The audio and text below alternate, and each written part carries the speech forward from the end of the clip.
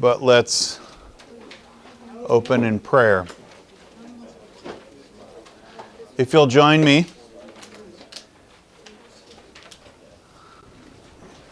Thank you. If you'll join me, let's begin in the name of the Father, and the Son, and the Holy Spirit. Amen. Take, Lord, and receive all my liberty, my memory, my understanding, and my entire will. All I have and call my own, you have given all to me. To you, Lord, I return it. Everything is yours. Do with it what you will. Give me only your love and your grace. That is enough for me. Amen. In the Father, and the Son, and the Holy Spirit. Amen. We have a lot of objectives today. We've got a lot of ground to cover. It's a big day. So by the end of class today, you should be able to do these 6 things.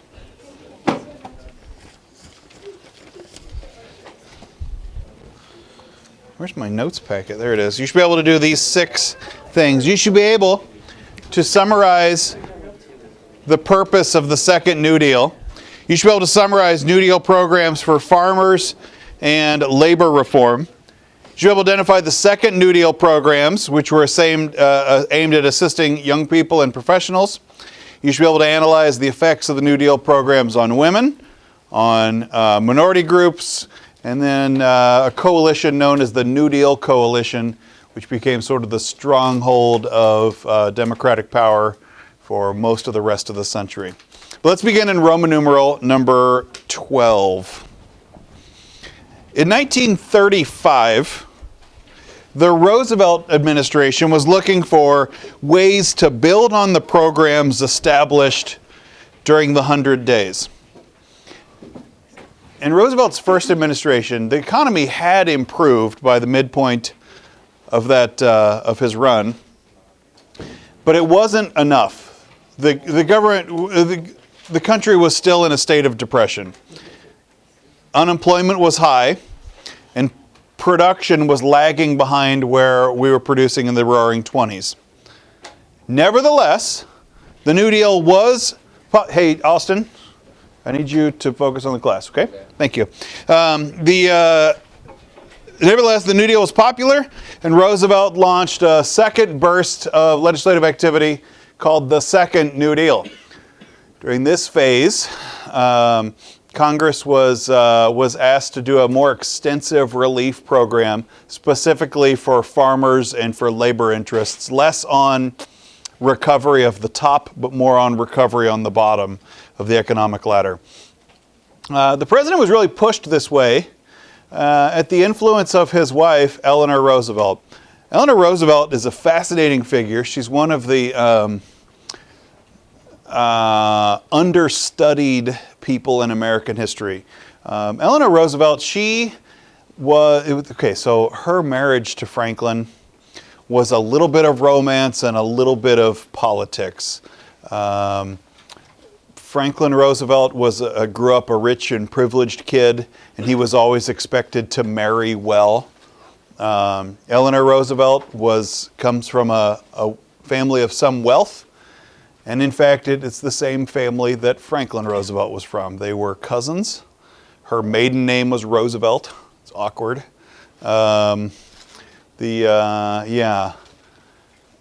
Anyway, in the beginning it was, I don't know if they were first cousins or if they got any removed in there. I think they were second cousins. But still, like the same hang out at family reunions. You don't pick up a date at a family reunion, but apparently Eleanor and Franklin did. And it started out actually as a pretty romantic marriage. In their younger days, but at some point they fell out of love.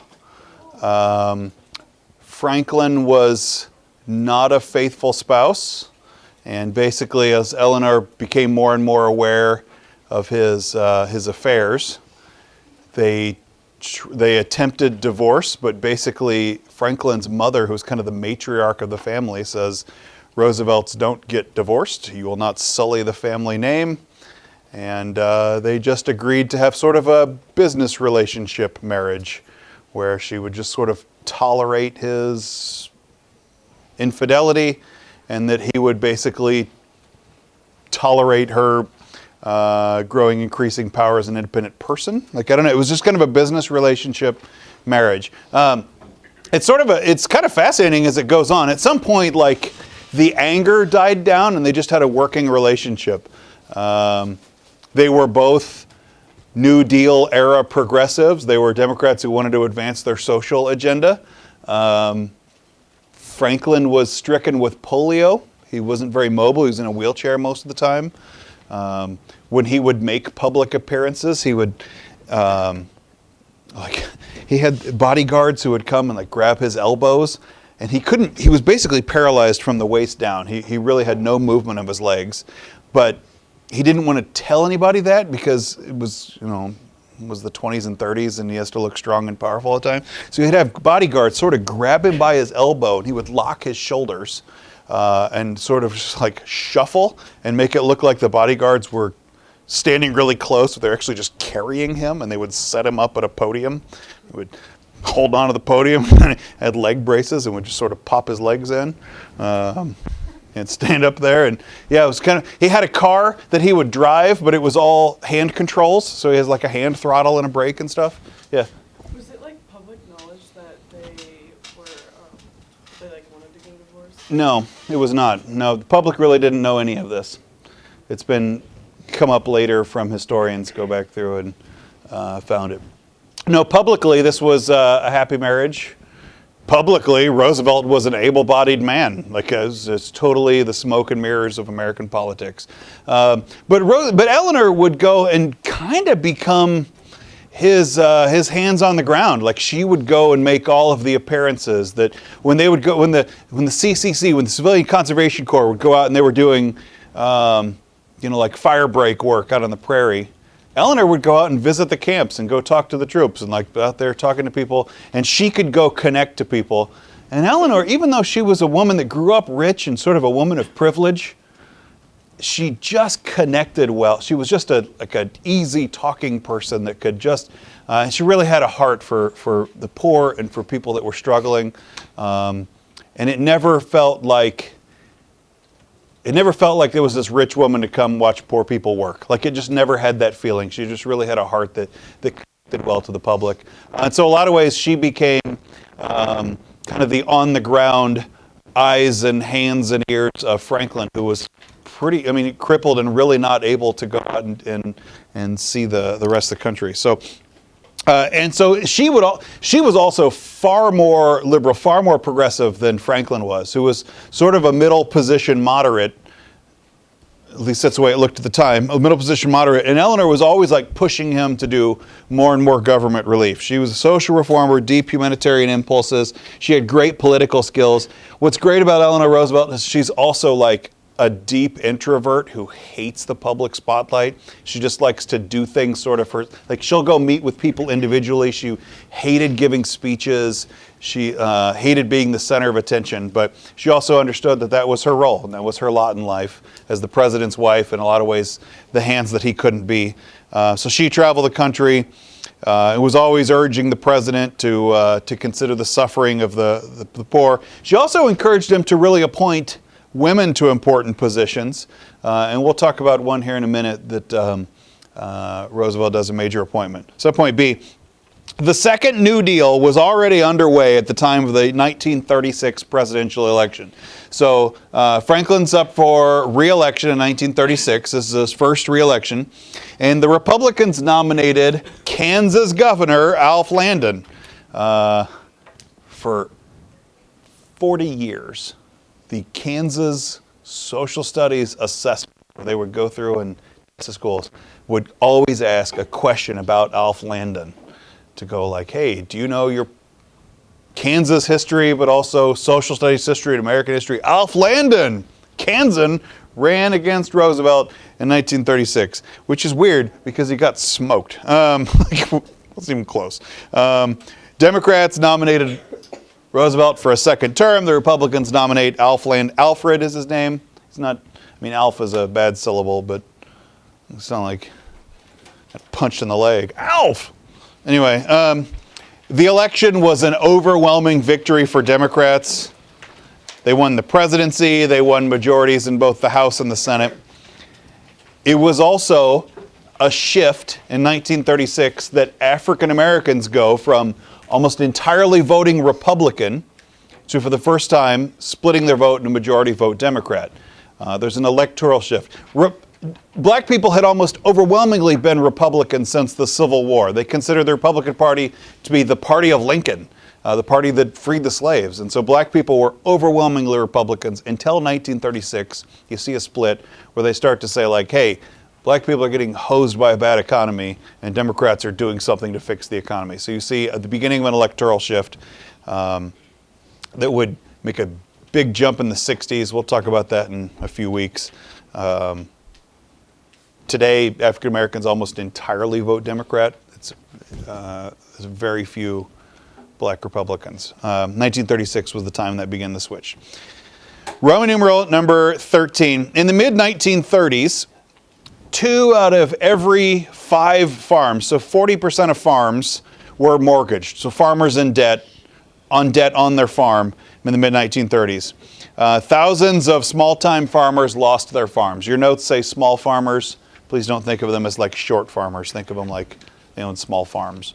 The Supreme Court had struck down the Agricultural Adjustment Act in 1936. The AAA was there to try to pay farmers not to farm, to try to correct the market in agriculture. In 1936, the Supreme Court struck it down, said there was some specific things that were unconstitutional, and they overturned the law. So Congress then repassed the AAA. This one is constitutionally compliant. It's called the Soil Conservation and Domestic Allotment Act. It's a lot. Which paid farmers to stop planting foods that were real hard on the soil, real soil depleting crops, and in an effort to try to promote soil conservation. In 1938, Congress approved a second Agricultural Adjustment Act that basically tried to fix the unconstitutional problems to try to correct that issue. Olivia, where are you at? There you are. Okay. So you see that the first New Deal had some problems. The goal was to try to stabilize the farm market, the agricultural market. Had some constitutional problems. The second New Deal goes and tries to correct those. It was specifically about how tax money was spent. It was spent in a way that wasn't compliant with the Constitution. Congress goes and tries to fix that. The second New Deal also tried to approach how sharecroppers and migrant workers and other poor farmers try to improve their conditions. The Resettlement Administration was created in 1935 not by an act of Congress, but through what's known as an executive order. Okay, I don't think we've talked about executive orders in class. It's one way that the president can make a policy without going through Congress. So normally we say Congress passes the laws and the president carries it out. An executive order is basically the president saying, I want this policy executed, and just as my power as executive, I'm ordering this to exist. Yeah? Can it be undone by... Congress can pass a law to overturn it. The Supreme Court can rule them unconstitutional. Both of those things can happen. But it's basically the president can make orders without waiting for Congress to go do stuff. Now, strictly speaking, they're not in the Constitution, and they are not constitutional. But every president since George Washington has exercised this power, and so they kind of exist. They exist by tradition. And Roosevelt used executive order in 1935 to create an organization called the Resettlement Administration, which provided loans to small-time farmers to go buy land. In 1937, 2 years later, that same agency was replaced by the Farm Security Administration, which was an act created by Congress, which steps up its scope to more than $1 billion to go help tenant farmers and landholders, and established farmer camps to go of migrant farmers who had traditionally lived in bad housing. So like migrant farmers would start, like the classic example is they would start in Southern California, right along the Mexico border. And then as crops come into maturity, like whatever the first crop, strawberries, first thing that they're ready to pick. And migrant farmers would go and pick all the strawberries. And then they would move their way a little farther north about the time that grapes come into season. And they pick all the grapes. And they're migrant farmers, so then the next thing, they go up a little farther north and it's almond season, and they're picking all the almonds, right? And they're migrant farmers that just move with the seasonal changes as crops become ready to pick. And they just move north, and then by the fall, they move back down south again, survive the winter, and start the harvest season all over again. That's a migrant farmer. It's a traditional way of farming. It's also a really hard way to live life because you don't really have a home. You're not exactly homeless. You're living in camps of other farmers, but you're always sort of on the move. Have you ever read of Mice and Men, the book of Mice and Men? Okay, so George and Lenny were migrant farmers. That they are moving from farm to farm, and they're always looking to find a job, whatever the next harvest is. And they don't have a permanent really place to live, and it's a tough way to live life. It is a way to live a life, though, right? It's better than starving. The FSA, the Farm Security Act, hired photographers such as the famous Dorothea Lange and lesser-known photographers Ben Shahn and Walker Evans. Their job was to go to these rural towns and farms and go document the lives of these migrant workers in the Great Depression. The FSA does a couple of things. One, they're helping farmers. Two, they're like literally employing photographers. They're just like creating some art jobs. But they're also trying to create a documentary record. They're trying to create a photo record of what life is like. The most famous example of that is the woman on the front of your package here in your packet. It's the photograph is known as Migrant Mother. It's a Dorothea Lange picture. It's like the classic photo of the Great Depression. There's some great backstory on this, that Dorothea Lange spent most of the day with this family just trying to document what their life was like, and the stress of trying to raise kids on the road, essentially homeless, living on the brink of despair. Farm Security Administration created this great pictorial record, and it's one of the best documentary collections of the era. Subpoint C. One of the first reforms of the Second New Deal was the passage of a bill called the National Labor Relations Act, which reestablished some pieces of collective bargaining. The federal government tried to protect the rights of workers to join unions. If you as a worker wanted to join a union, there was a chance that like, well, hey, I'm an auto worker, I'm trying to join the auto workers union. There's a chance that your employer would say like, well, we don't have union guys, and you just get fired. You get fired for trying to unionize. The Wagner Act, the National Labor Relations Act, tried to make that illegal, that you can't just fire a person for trying to join a union.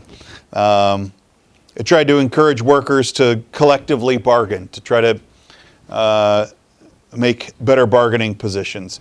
It also prohibited unfair union practices like threatening workers.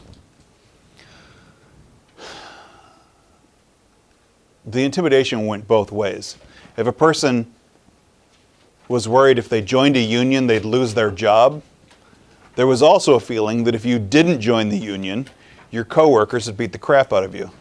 Like you would come out of work and you'd try to get in your car and all your tires would be slashed, or something like they would. It could be dangerous to not be a union man. Is he asleep, you think? No? Okay. We'd have to wake him up if he did. Okay. That's good. I don't want to wake you up. So Congress passes this, decreases to 40 hours is the longest, like a standard work week is a 40-hour week, or 5 days of 8 hours. And it instituted a new minimum wage of 40 cents an hour by 1945, would kind of phase that in. There's also a Social Security Act where it tried to provide benefits to Americans. Okay, Roman numeral number 14. Welcome back to Roman numeral 14. As part of the Second New Deal, Roosevelt administration and Congress set up a series of youth programs, one of the largest of which was called the WPA, the Works Progress Administration, which was there to basically create as many jobs as possible. Just go invent work, the WPA. Between 1935 and 1943, it spent $11 billion to create jobs for more than 8 million workers. They built airports, they built roads and bridges and public buildings, and the WPA was entirely there to just do work and build stuff. Shovel-ready jobs, go put people to work. Women workers in sewing groups made 300 million garments, which they basically gave away as charitable pieces.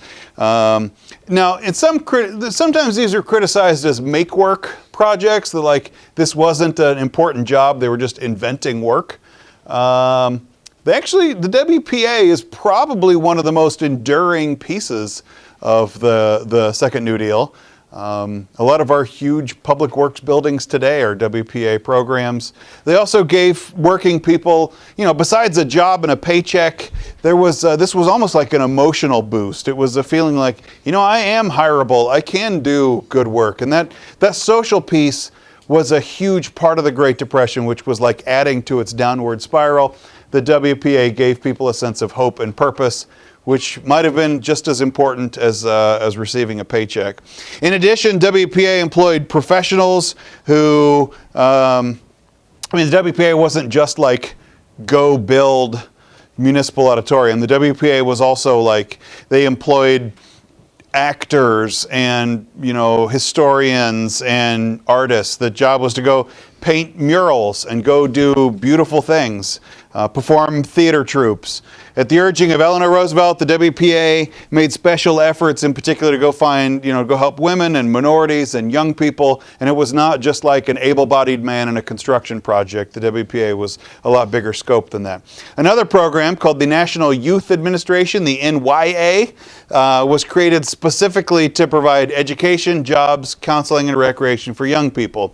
They provided student aid to high school students and college and grad students to work part-time positions at their schools. If a graduated and couldn't find a job, which was pretty typical in the Great Depression, or youth who had dropped out of school because had to go to work instead, the NYA provided part-time jobs, working in highways and parks and public buildings, just part-time work to stay employed, to try to encourage to make it seem like the future generations would have some job and work experience when it was time. Subpoint C. One of the most important achievements of the New Deal was creating the Social Security system. The Social Security Act of 1935 was created by a committee chaired by Secretary of Labor Francis Perkins. So this is one of the huge appointments from Franklin Roosevelt of women to an important position. Department of Labor. It's a cabinet position. It's first woman to be appointed to the cabinet, Secretary of Labor, Frances Perkins. She actually still ranks as the longest serving cabinet secretary because she was appointed early first term Roosevelt and he got elected 4 times, and she served all the way through the 16 years. Longest serving cabinet officer was the first woman to be appointed, Frances Perkins, Department of Labor. So Social Security has basically 3 parts to it. This still exists today. Your grandparents probably received Social Security. You will receive Social Security. Everybody's like, it's not going to ground when you're adults. It'll be around. It may look different, but it's politically bulletproof. It'll always exist. Anyway, Social Security Act. First thing it does is it provides old age insurance for retirees.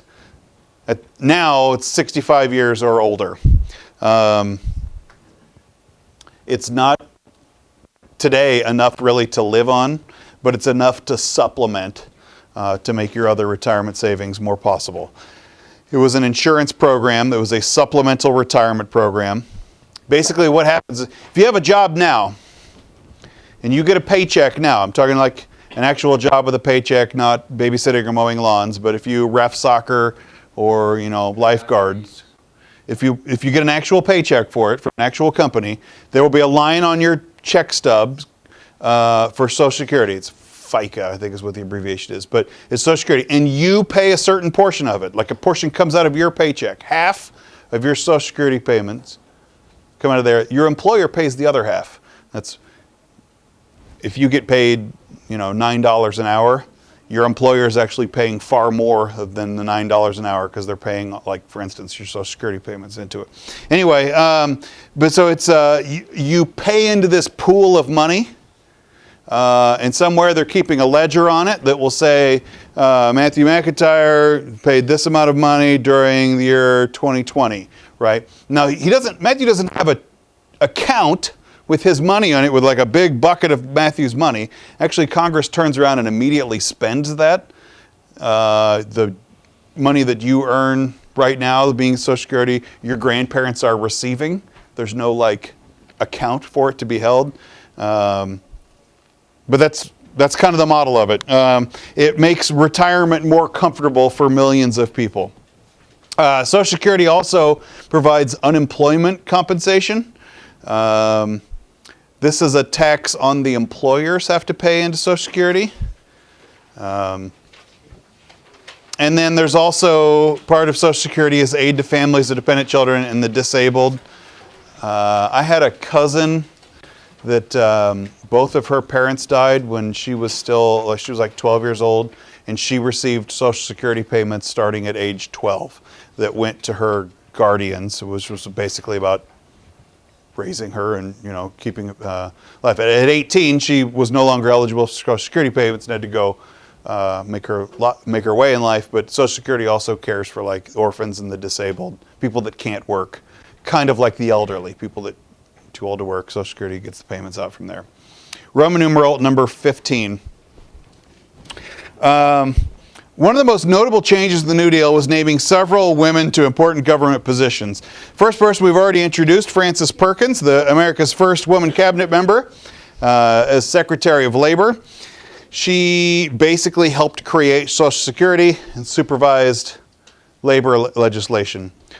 Roosevelt was also encouraged by Eleanor to go seek the support of women voters, appointed 2 female diplomats, and a woman federal judge. So you see women entering some pretty important government positions as a result.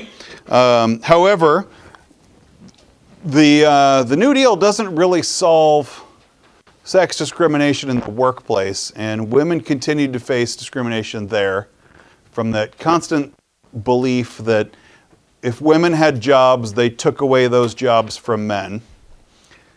For instance, in 1936, 82% of Americans said that basically a wife should not work.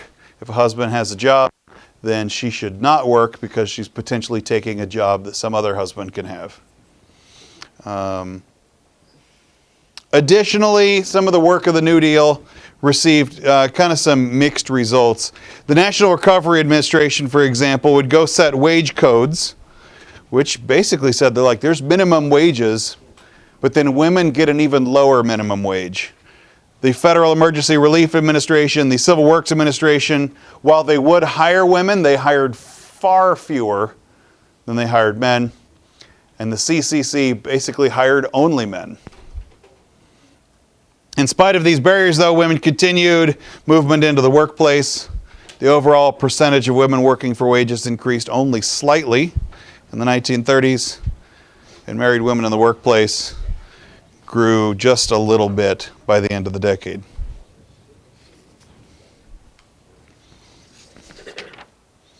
Man, this is such a long unit.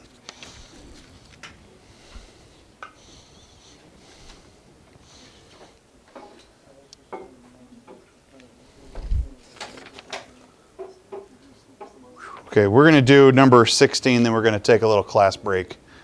Okay.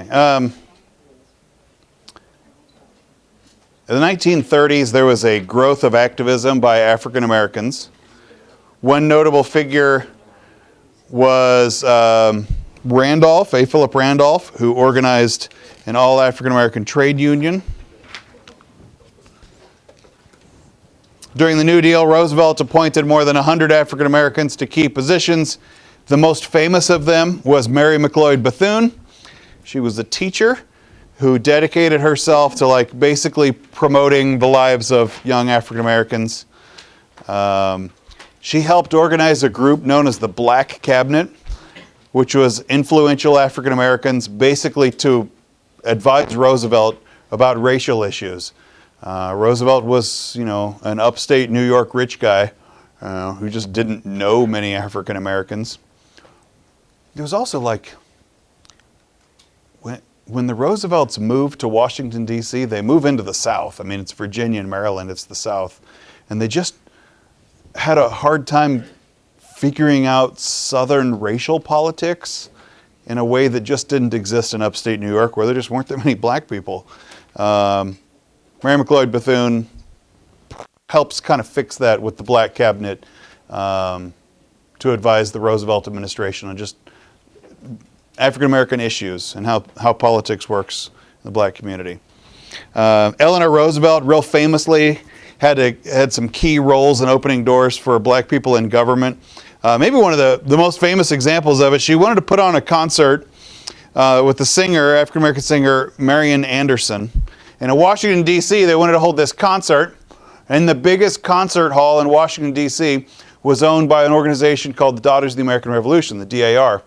DAR was strongly segregated, and they're like, we don't have black singers on our stage, so no. But it was the biggest concert hall in Washington.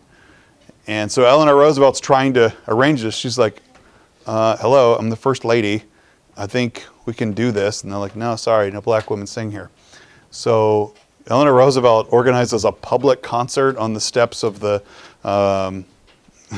Lincoln Memorial on Easter Sunday, a huge public concert for the people. This huge show, like, to basically push the DAR to be more accepting of black people. Subpoint B. For all of the advances that Roosevelt could make towards civil rights, he has a few pretty significant holes. Roosevelt has kind of the rap on him that he was never really fully committed to full civil rights for black people.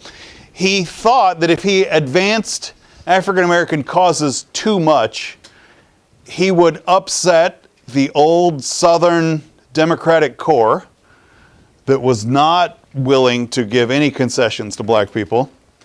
And that if he goes and pushes this too far, he's going to lose the support of the South, Southern Democrats. So he refused to approve federal anti-lynching laws. He refused to end the poll tax. A number of New Deal agencies discriminated against black people, including the National Recovery Administration, the CCC, Tennessee Valley Authority, which deliberately paid black people less and hired white people if they could. In general, though, African Americans supported the Roosevelt administration. We saw that in 1936, where black people switched to start voting for Democrat for the first time. They basically see the Democrats as making the best hope for the future. In terms of Mexican Americans also tended to support the New Deal, even though they received even fewer benefits than African Americans did. Large numbers of Mexican Americans had come to the United States during the 1920s, settling mostly in the Southwest and mostly as agricultural workers. But as farm wages were falling basically through the floor, farm workers tried to organize into unions. That was pretty tricky to do. Because, when you live life as a migrant worker, to be organized as a union, you kind of need some solidarity. But migrant workers don't really have any solidarity. It's a kind of a transient life. You okay, man? Don't hit your head. You need that. It's the only one you've got. What? Well, you don't smack your head against the desk.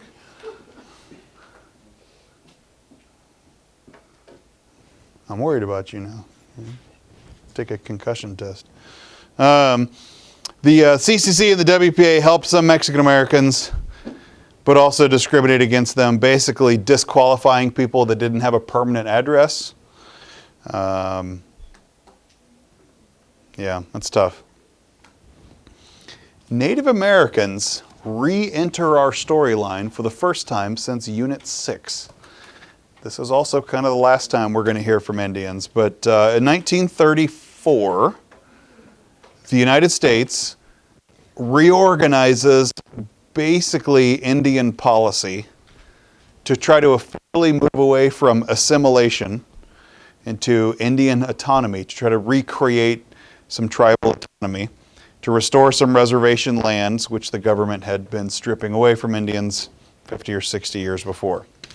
It specifically made a couple of moves. Indian lands would belong to an entire tribe. The provision would allow Native American land claims, basically prohibiting the government from taking over res land. Also, to try to create some cultural autonomy. Number of boarding schools for children, Native American children, was reduced, and basically, that's bad highlighting, sorry, to try to create so Native American children can get schools on the reservations. So to create public schools in reservation territory. And then lastly, some political moves as tribes were given permissions to elect councils. Our last topic for today is a political organization, not an organization, a coalition of voters called the New Deal Coalition. The New Deal policies had some mixed results for minorities, but generally minorities tended to back President Roosevelt. In fact, one of Roosevelt's greatest achievement was creation of this group. They call themselves the New Deal Coalition, which was an alignment of really diverse groups which all voted Democrat. The coalition included Southern whites, African Americans, unionized industrial workers regardless of their race. Farmers tended to vote Democrat out of it. Democrats, the Republican Party dominated politics almost from Lincoln until Roosevelt. With a few exceptions, the Republicans just dominated. And then it totally switches with Roosevelt. He is such a successful coalition builder to put together the New Deal coalition. And this becomes an enduring majority kind of up through the 70s before it starts to break up again. Labor unions totally flourished. Roosevelt was seen as, they called him the friend of labor. I love this guy's eyebrows. How about that, right? I hope mine do that when I'm an old man. Hope I get crazy eyebrows. Awesome for Halloween, you could just scare kids. What? Okay, one, it's I don't go around scaring children, but two, there's no joy in that. Kids are easy to scare. And it's true. You can also scare teenagers too with your eyebrows. I scare teenagers anyway. Okay, the American Federation of Labor, our labor union from our old friend Samuel Gompers, had been traditionally restricted to craft unions, people like carpenters and electricians. Most of the AFL opposed unionizing a whole industry, like car manufacturing. People that make cars, auto workers. Don't touch other boys. Stop. Okay? Stop touching boys. An auto workers union has people of a variety of different fields that all work in car production, whether they're, welders or machinists or painters or, to be an auto worker is a pretty diverse group. And the AFL wouldn't go and the AFL wouldn't organize everybody across each union. They wouldn't work in an industry like that. They wouldn't organize all of the workers in that single industry. And frustrated by this position of the AFL that they would work with painters but not auto manufacturers. Frustrated with that position, a lot of labor leaders, including this guy with the excellent eyebrows, John Lewis of the United Mine Workers, and David Dubinsky of basically the Women's Garment Workers, they formed a new union to rival the AFL called the CIO, the Congress of Industrial Organization, or Committee for Industrial Organization. And they would sign up skilled and unskilled workers to organize industrial unions. They basically, the people that were AFL, they got kicked out and split from the AFL union. and then changed the Congress of Industrial Organizations, the CIO. It was in 1938. And they would be rival unions. Eventually they would merge in like the 60s, and that'd be the AFL-CIO, which is still the union that exists today. But they were rival unions because they had different organization models. One of the bargaining tactics of the labor unions in the 1930s was a different kind of a strike called a sit-down strike. So normally the way a strike works is that the workers go on some kind of a strike and then they leave. Like if you're a mine worker and you would walk out of the mine at a time of strike, what that does is that basically you vacate your job, and the employer has the chance to call in what they called scabs, who would go and cross the protest lines and go work while the strikers were striking. So basically you just give up your job, and the company hires somebody to replace you. In the 1930s, there's a new technique that develops called a sit-down strike, and it becomes famous anyway with auto production, where they're in a GM plant and they're making cars, but they go on strike. But actually, what they do is they just turn off the machines and then just go sit down in place, and they just occupy the factory from the inside rather than protesting on the outside. That makes it much harder for the employer to go hire scabs to go in and take your job, because you're occupying the facility. And basically there's enough people that they just sort of kidnap a business and just never leave. It would be kind of like if students wanted to overthrow St. James Academy by just refusing to leave, and we had to go deal with 900 students that just refused to cooperate. It's kind of impossible. Teachers can't handle that if there was a sit-down strike. Now, if everybody leaves, then whatever, I can leave too. But if you're all here, then I have to stay, and you're occupying and protesting there. That was the goal of a sit-down strike, is basically to occupy the factory. So it prevented factory owners from carrying on production with scab workers. Some Americans disapproved of the sit-down strike. They basically say, well, now you're trespassing. You're refusing to work and refusing to leave. That's trespassing, and that's a crime. But it turned out to be a pretty effective strike. There's these, I wish I found a picture of one. There was a real famous one. It was an auto worker strike, and they just start sleeping in the cars on the production line, and they've got, car seats were like the bench seats. They're like a small couch, and these guys just sort of laid out and sleeping in the cars and whatever. And they would occupy several days in a row. Basically, they just sort of kidnap this factory and force the factory workers, or in fact, the owners, to deal with them.